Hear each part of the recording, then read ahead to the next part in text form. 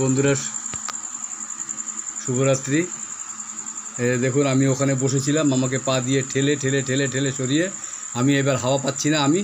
ও দেখুন শুয়ে আছে এইভাবে, দেখুন কী অবস্থায় আছি, কী অত্যাচারের মধ্যে আছি। দেখুন এ যে বান্টুও অত্যাচার করে আমাকে সরিয়ে দিল, অত্যাচারে ওর অত্যাচারে আমার সরে আসতে হলো। ও এখানে শুয়ে আছে, এই যে পা উপরে, 2 পা উপরে, এই যে সামনের 2 পা উপরে দিয়ে এই যে বাবু শুয়ে আছেন। শুধু আমাদের মতো আমরা যেরকম শুইছি তো ও সেইভাবে শুবে, শুধু বালিশটাই ওর মাথায় নেই, আর সবই দেখুন আমাদের মতন। এই যে পাখা চলছে, এই যে পাখা চলছে, এই যে শুয়ে আছে ও, আমাকে সরিয়ে দিয়ে ও শুচ্ছে, পাখার হাওয়া খাচ্ছে, আরামে ঘুমাচ্ছে ও। এই যে, আর আপনারাও ঠিক এইভাবেই শোবেন, তাহলে দেখবেন হাওয়াটা আপনারাও ভালো পাবেন।